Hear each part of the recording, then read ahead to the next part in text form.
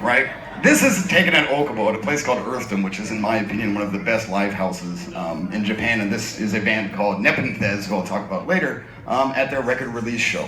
And as you can see, there's a whole lot of people, and they're creative, they're open-minded, and I'm moving on. So this is how I grew up. This is how I got to know Japan. I'm a huge Star Wars fan, and I grew up in Pittsburgh in the underground hardcore punk scene. So either I was watching Star Wars, or I was in a mosh pit. Right? And these two things, because of Akira Kurosawa, as well as some bands who were coming to Japan, or to Pittsburgh from Japan, so I got to know them, and then I moved to Japan, right? And I used to live in a place called Miyako, in Iwate Prefecture, and of course I had to mosaic everything. It was a great place, like, you know, very inaka and very down to ground. And then, of course, that was 2009, and then, of course, in 2011, the tsunami happened. And I got completely homeless by that. It destroyed everything, and I spent about 5 weeks with all of my friends cleaning up the disaster, and I learned two things. One is that chaos reigns supreme. You cannot run from it. It will always be there. And the second thing that I learned is the only way to survive it is through community, right? And this is what I did when I moved back down to Tokyo. I started playing in bands. I started playing, this is in Yokohama, I started playing in Shinjuku and Shizuoka, like all around Kanto, all in Kansai and places like that, and I got to know these people, right? And we got to do all of these excellent things together and make very creative music and have really excellent conversations and have fun. And to facilitate that, I originally created something called Bloody Ears and Beer, which is what we do. We listen to loud music and we drink beer. And this was basically to promote the incredibly invisible, but yet very prominent underground music scene, right? There's incredible things going on here. We do interviews and stuff, and then, of course, on Facebook, Twitter, Instagram, we did all that stuff, but Reddit was amazing. I'm actually Tokyo Metal. I don't know if anybody knows me, but I'm pretty famous on Reddit. And through this, though, I ended up meeting an incredibly powerful full-stack web designer. And he PM'd me saying, hey, I love what you're doing, let's make something. And so this is the original model of what we began building about 2 years ago, right? We wanted to promote the band, sell stuff, design, do photography, do video, do all of these things. And we kind of had to put it together. And in order to do that, we ended up creating Kaala, right?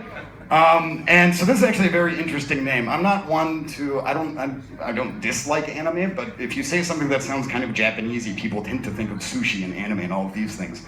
So to name it, of course we couldn't use Japanese, and then I tried English, but I couldn't find anything, I couldn't think of anything, so of course I said to myself, what's the most metal language ever? Well, it's Sanskrit. So Kaala is actually Sanskrit for change, time, and the god of death, right? So that's pretty metal, I think. And then we created this. So we have a, right over here, this is all of Japan. We're still building it out, but this is the schedule all across Japan. We've got maps, we've got information on, we have information, oh, sorry. So we do interviews. This is the band, an excellent band called Zothic. We talk with them, we promote them, we interview them, we film them, we do photo shoots with, and not just them, I mean, like all of these bands across Japan. We have in our database, which I think is the next slide, right here. This is what the underground looks like. We have information. By my calculation, we have about 66,000 individual data points, about 2,193 bands, 390 different venues, and I think at this point, starting last year, we've got, I think it's like 214 different events entered. And so now we have parsable data. We have big data about hardcore metal, right? That's ridiculous.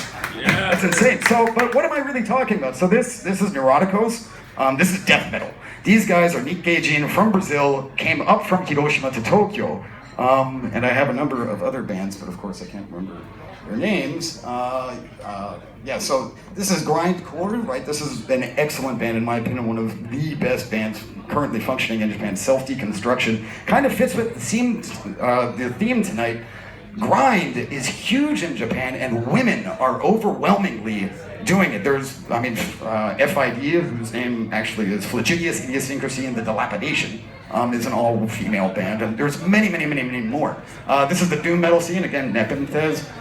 One of the greatest acts going on right now, but of course there's also Wevna, there's Zothic, who I also previously mentioned, and Mulsa right here. Actually, I met him in Pittsburgh when I was 14, it turns out.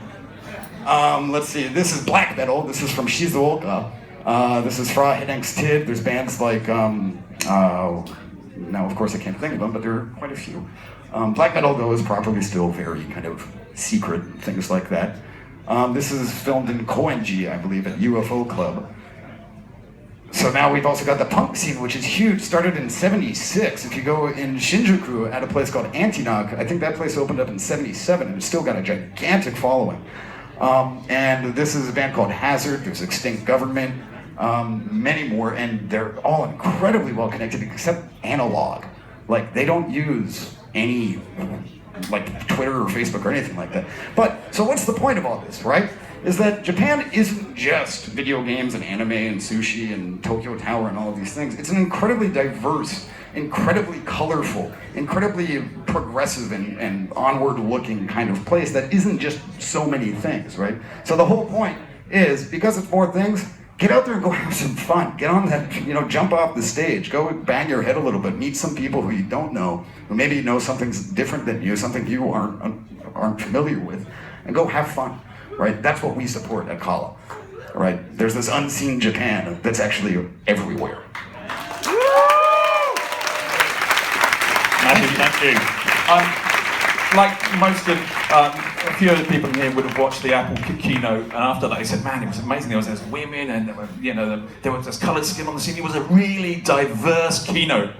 PechaKucha tonight, the most diverse PechaKucha we've ever had, and it blew the Apple keynote away. What a really lovely presentation that was, but thank you to everybody here tonight. It's made it a really diverse set of presenters. ちょっと気になるんですけど、なんかさっきのね、なんか地図があったじゃないですか、ね、日本のね、なんかPechaKuchaナイトよりっていっぱいあるんだね。ちょっとPechaKuchaナイトも頑張んなくちゃね、日本ってね。And I remember I told a friend recently about the numbers, how many bands and stuff, and he's not into this stuff at all. You just made them up though. They came out like really. Yeah, you just like put them on there. Yeah, you just stuck those pointers on that map. I think Photoshop those on. But I remember him shaking his head and saying, "Wait, what is under? There's nothing underground about this. It's everywhere." So Kaala.jp, check it out. Yeah, we have a few things here. Oh, pretty cool, pretty cool. That was a great presentation. I know you're really love it.